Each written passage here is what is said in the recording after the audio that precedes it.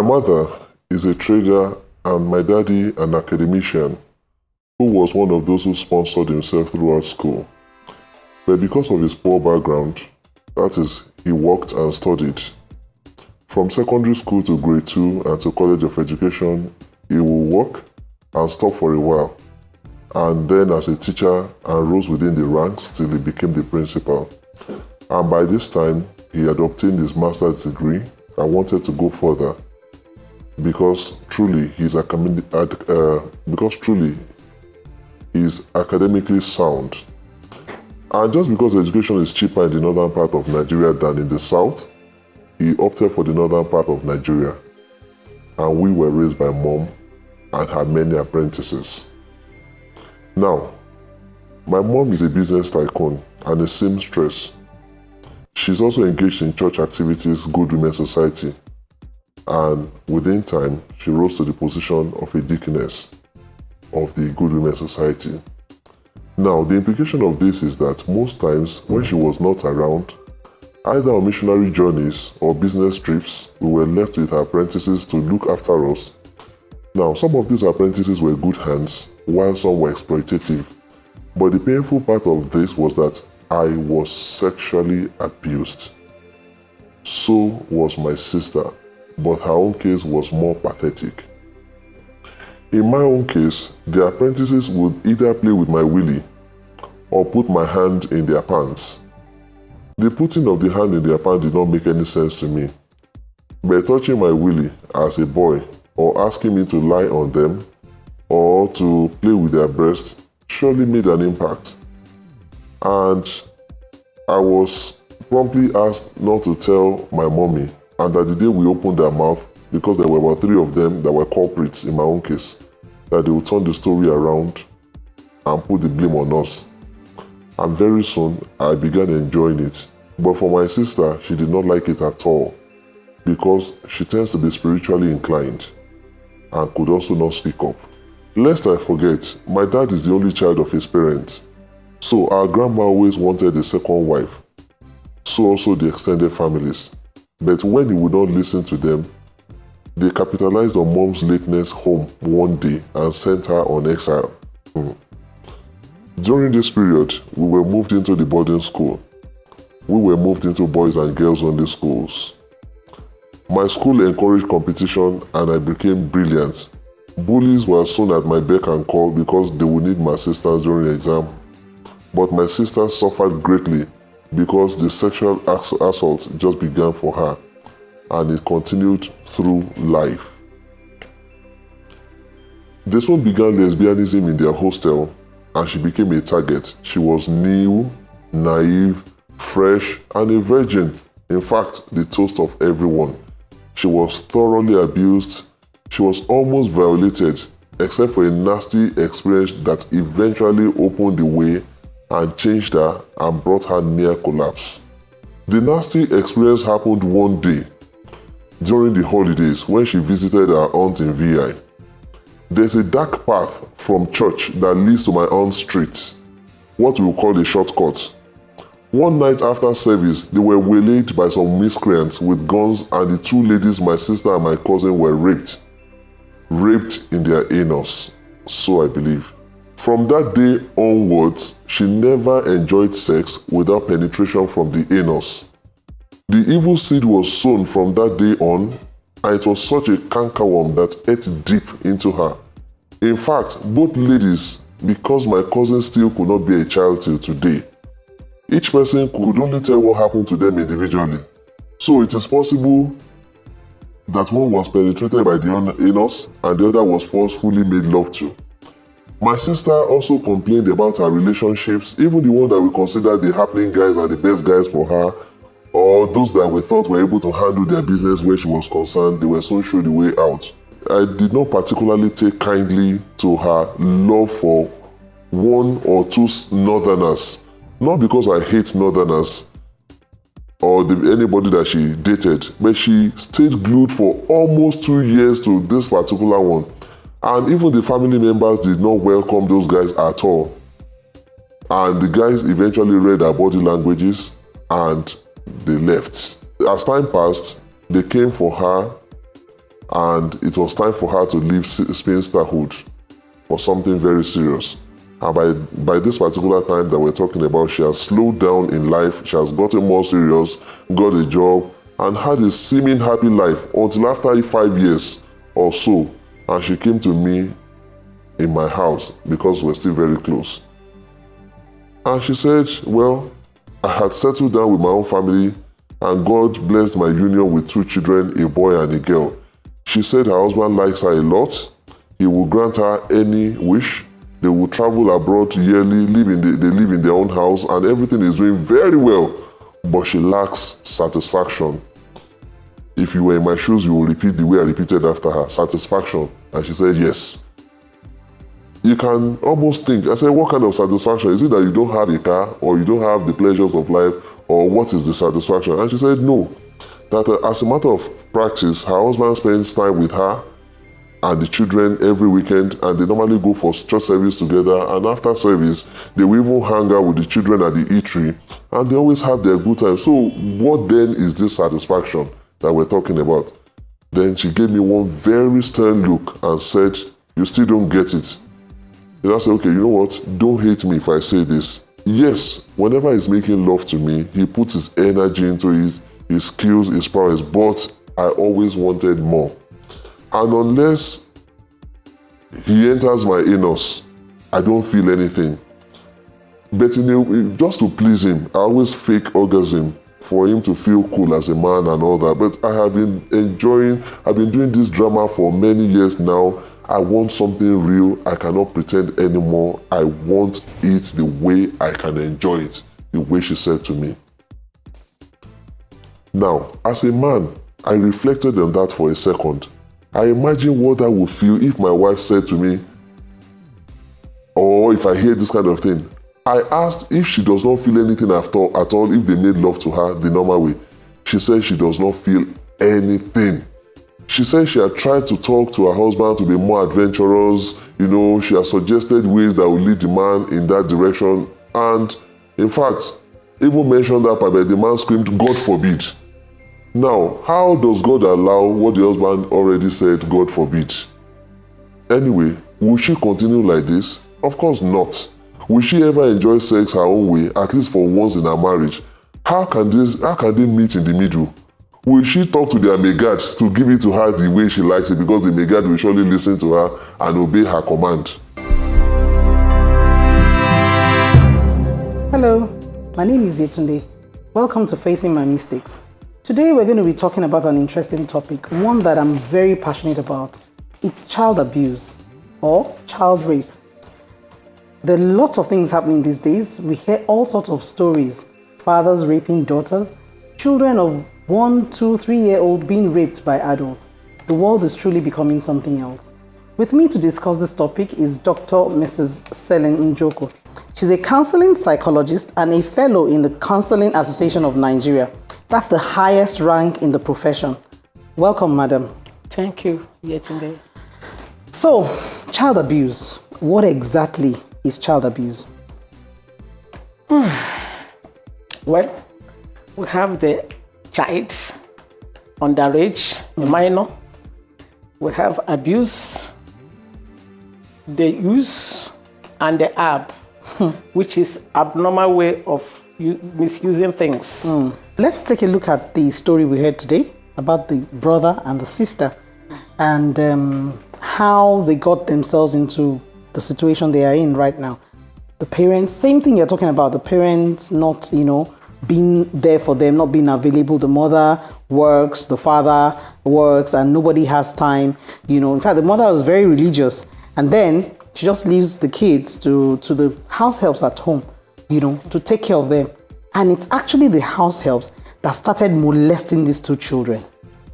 To the extent that the daughter got raped, we don't even know how or where. Whether it wasn't through the normal, I think it was an anal thing. And she never enjoyed sex except if it is anal sex. What do you have to say to that, ma? Yetunde, thank you very much. You say the woman is religious. Religiosity means commitment. That woman is not religious. she is just running around. She's just running around. Look at all the women in the Bible. Look at Sarah. Sarah was in the kitchen. Well, we Catholicans, look at Our Lady, Blessed Virgin Maria, Theotokos, the Mother of God. That was how Omugo started. She ran from here to Shagamu to go and stay with her auntie, Elizabeth, for 3 months. Theotokos, Mother of God. I mean, if you are religious, you should start from your home. Home. Exactly. You should start from your home. Exactly. God knows that marriage is edifying. Marriage is dignifying. God knows. And anything God wants to talk about, He starts with wedding banquets. His romance is on wedding, on marriage, on relationship. And we call it Trinitarian relationship. The Father, the Son, and the Holy Spirit. The Holy Spirit. So, if you want to see God, there must be relationship. As I am here now, I am related with these organizers. Yes. That's it. So where there is a breakage in relationship, God is not there. So if a woman can break her home and start talking about church, that your home is the domestic church. The church you are talking about is the mother church. So you start from the domestic. From the home. From the home. Now the daughters have been raped. Anal. Abnormal. In short, when I had it, it's very nauseating. Well, the mother is the cause. The father is the cause. They are busy chasing rats. Chasing shadows. Meanwhile, chasing the realities. So, negligence from the home. Child rape is really on the increase these days. Why do you think this is so? Well, it is an increase because there are laxities on the part of the parents, especially the women folk. I don't like what my fellow women are doing these days. They are chasing money. They are chasing trivialities, inconsequential things, material things. And at the end, you cannot die gloriously because this child is your asset. When you are dying and you remember you have played your role very well, you die with joy, with peace, and you see your ultimate reality. But these days is on the increase because of the negligence. Let me give you one instance. Why is it so much increase? When we are growing up, if a man, you were told by your mother that if a man or a male touches your body, you become pregnant. Yes. So if anybody touches you, you'll be shouting, crying. They will bounce on that person. Very good.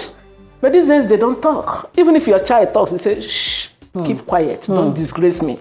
And the music of rape goes on. Wow. The music of rape goes on.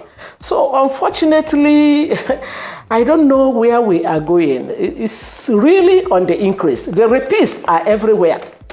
Unfortunately, again, if you are pursued outside, you run to your father. Absolutely. But to whom do you run to now? Is it the father? Fathers are the worst. Yeah. There's a case now. In August, I went to one place to discuss about peer pressure. One girl followed me at the end of the seminar. Hello, ma, that girl must be in GS3. My friend wants the father to sleep with me. I said, her friend in GSS3 wants the father to sleep with her. Obviously. I said, why? Where is the mother? The mother ran away. Wow. You can see. You ran away. And I said, is she the only person in the house? No, there are 2 girls. The first one, the father has been sleeping with her for almost 3 years. That one ran out, remaining the small one now. Oh my God. So where do we go from here? A very poor girl now sleeps with the father. Like, is she now the wife to the father? I don't know. It's no longer rape. We should look for another name. It's bigger than rape. Rape is something that without your consent. Absolutely. Forceful act of sexual. Yes. Without your consent. But now you plan for it. Just as I was telling you the other day, that now a girl now calls the daddy, "Daddy, where are you? Can you not come home? My mommy is out." So that's even with her consent. In fact, she's the one asking for it. So it's no longer rape. This story we heard today, the lady in question, how will she find help?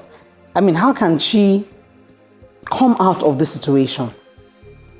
And not only her, so many other people we've talked about, the cases we've talked about, what is out there, or how do we help them? Reindoctrination. They need to be reindoctrinated. Okay. That anal sex is abnormal sex. It's animalistic. It has to be the right channel.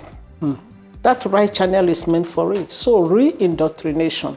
Bring back the lady back, talk to her, desensitize her. Desensitize her and reindoctrinate, because she was indoctrinated. Now you reindoctrinate her into another phase. I say this is the best. And you take it gradually in sequence. It has to be in sequence, or sequence, when you are trying to discard a behavior. For example, you get a message and you don't like the message in your phone. You delete it. So you try and let the lady to delete that mentality of anal sex, which is animalistic. Anal sex is very animalistic, and any disease can come up from that. Let her be faced with all these, alternatives. That there is nothing there. Chimpanzee can do that, animal can do that, lion can do that, but human beings cannot do. We have the right channel, and that right channel is very edifying, very fine for it. Something like that. And if you go into it through the right channel, you enjoy it. But the other one with pains, with sin, with abnormalities, you hate yourself, you hate your future. So reindoctrination and desensitization, and with love. Whoever that we talk to that lady, we just bring her closer, talk to her, with a lot of love, and it will take time, because it has take time to form into her. That is one. And then other ladies who are there, who are carrying all this bondage before, come out and discuss with some of these organizations who are here, counseling psychologists, your role models. You can be the mentee to the mentor, something like that. Their confidence will be reassured, and you will get yourself back. You see, the topic for this program is facing my mistakes, facing my goofs. Whichever way you look at it, if you look at it this way, the mistake has happened. You look at it this way, it's still the same mistake. So face and face. My face, what has happened before me is my own mistake. What has happened after me is my own mistake. So what we are talking about is way forward. What do you do to get out of this mistake so that others don't fall inside it? Exactly. And that is the thing why we are saying that. One, mothers are not matured. Many young ladies are not matured now. They enter into marriage.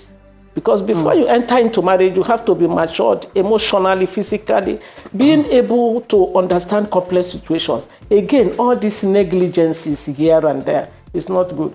And then joining cults, looking so mean. The money, where are you taking it to? So, but the ultimate thing is that the family has collapsed. Yeah. The domestic church has collapsed. Let us go back and build this domestic church. So viewers at home, you can always reach Dr. Celine on 080-230-32755. We're going to be scrolling the numbers on the screen. Reach her anytime from 10 p.m. if you need to speak with her on any issue. Child abuse, child rape, molestation, any family issue at conflict. All. Yes, and you can also go to the organization Family and Human Life Unit. It's at 19 Maya Street, Yaba, Lagos. Thank you very much for coming, madam. We really, really appreciate this. Thank you. You've really given us some insight into what is happening in the world today, especially in our society. So from the team, and especially from Flaky's Delight, we would like to give you this small token. Just say a big thank you to you. We appreciate you here. Thank you very much. Thank you so much. God bless you all.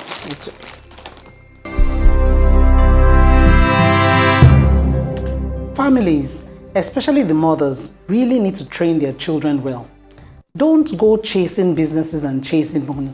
Don't get me wrong. I'm not saying those things are wrong, but it's important that we give our children the right training. It's important we give them the right information so that they know what to do at every point in time. You need to be vigilant. Once you notice anything in your child, speak up. Don't keep quiet. Don't be ashamed about it. Shout. Speak to the necessary authorities. Ask for help. You may never know what will happen. In keeping quiet in shame, it will cause a lot of damage, and then you will eventually damage the child's life. I pray that we all eat the fruits of our labors. Try to give your children a good life. Thank you very much and God bless. My name is Yetunde. See you next week on Facing My Mistakes.